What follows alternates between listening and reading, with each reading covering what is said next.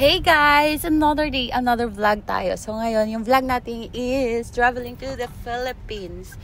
So here we are, nagre-ready tayo. Tapos nagpapaalam ako kay Cookie because I'll be away for 2 weeks, diba? So, yun na nga. Nabusan na ako ng sasabihin. Nabusan na ako ng sasabihin. And I was actually talking here, but unfortunately, yung gumamit yata ako ng earphones dito or earpods, yung ginamit ko. Kaya so hindi niya na-capture. So I'm just showing you what I was wearing. What is my airport outfit? Outfit check. So nakabambag lang po ako, t-shirt, and then loose trousers, and then sneakers yan. And then obviously, diba? And we flew via Heathrow Airport, Terminal 4. As usual, Qatar Airways po tayo. Pero, I was so sad kasi downgraded ang aking membership card. Naging from silver to burgundy na ulit siya. So, wala akong lounge. Walang free lounge. And I was checking out kung pwede akong bumili ng Q points para ma-restore ko ba. Unfortunately, it was very expensive. It was like 1,400 pounds something. And then, I was asking if I can buy lounge. Kasi 3 hours din ang layover sa Doha. Eh, unfortunately, parang 55 pounds yung 3 hours. So, sabi ko, wag na lang. Tapos, ayan na nga. Maaga kaming pinapasok and then we do check-in. Hindi muna nag-check-in. Maghintay muna ng 3 minutes. Kaloka. Kaya, nakita nyo, parang meron siyang asterisk pa na ganun. Wait, parang... Yes. I'm in Kurt Gauger shop. Kurt Gauger. Dire? Okay. Na nga guys, tapos na akong mag-shopping ng bag. I-unboxing ko po yun. So, abangan nyo po sa susunod na kabanata ng aking vlog. At habang tayo po ay nag-iintay ng pag-board, magkape-kape muna tayo. Kasi yung kape, hindi tayo iniiwan dyan.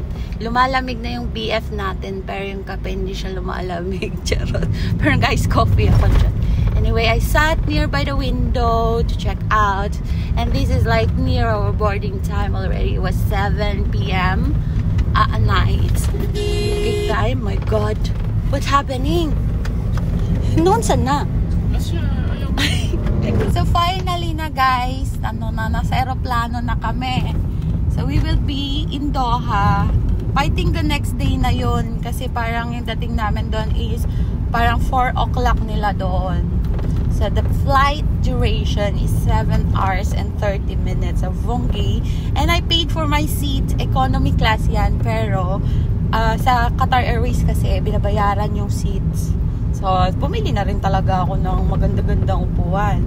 Yung parang ma-stretch ko ba yung legs ko kasi mahaba-haba ba. And then, obviously, I was amazed by the sky. The color of sky, no? Ganda, Siyempre, maganda din ako. Ang ganda ng dimple ko. Thank you, Doc Jajuri. Sa mga gusto dyan. Diba? Anyway, in-enhance lang niya. Meron na talaga akong dimple dyan. Pero, in-enhance lang din yan. Finally, we're taking off na. Nakakapagod talagang mag-VO, no? Sana may taga-VO ako. Hindi kaya maririnig yung ganito? Maririnig yan, no? Okay lang yan. Siya na lang yung ingay ng car na lang yun. Bakit tahimik yung kasama ko? Tapos we had like so much food in the plane. Qatar Airways, pala serve sila. Bida-bida sila. And then finally, we landed in Doha na. Tingnan nyo naman, madaling araw. As in, super dilim pa. Tapos, pa ako dyan, na-stress ako kasi hindi man yung in Doha. Yung 5G ko. So, I connected to their Wi-Fi. 3 going to Manila. So, that's their duty-free. But first of all, let's go and find the smoking rub. This airport is huge. Really huge. So when the C3 is, I need to find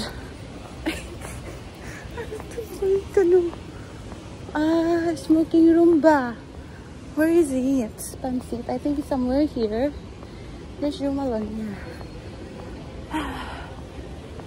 So it's kind of tiring kasi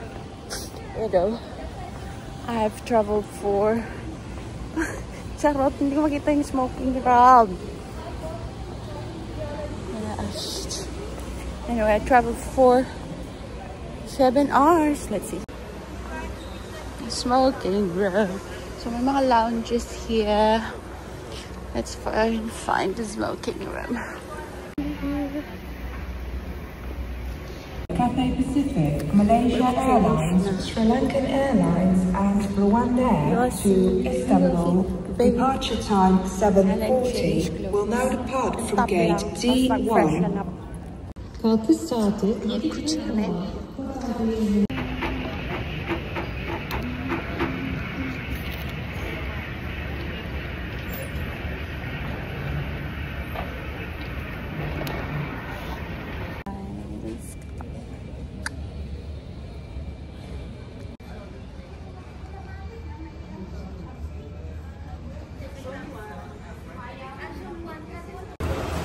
Philippines lang, init sobra.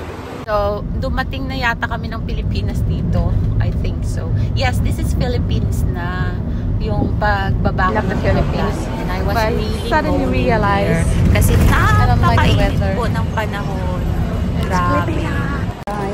And nobody helps you here.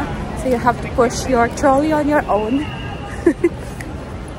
Nobody dares to help. Oops. Grabe ang buhay ko dito sa Pilipinas. Guys, I prefer Cebu than Manila. Kasi this is Manila. You have to be on your own here. And it's very hot. It's very hot. Tignan nyo, kailangan ko namang to get change. And then we need to find the shuttle. But before that, I need to vape. I've been wanting to vape forever, guys. Philippines. Yo. So nasa Terminal 2 na kami. So this is like the Philippine Airlines terminal. My God.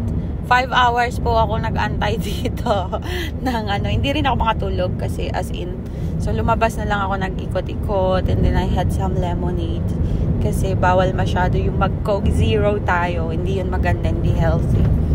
So anyway, tapos lumabas ako, parang trinap ko lang yung luggage ko and then I went out.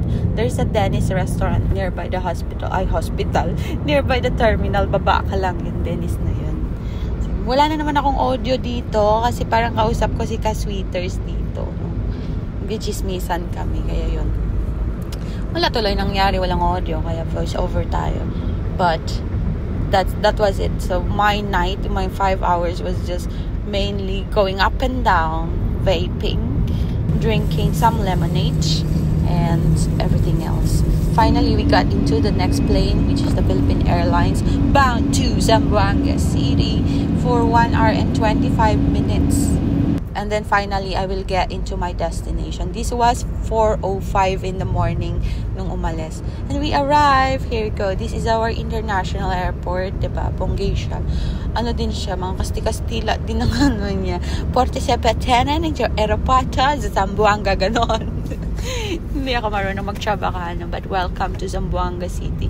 I will be uploading some of the places that I've been kasi na mag-road trip tayo and then we're gonna check into some of the beautiful places that I've been wanting to go and visit ever since I got here in Zamboanga 5 years ago.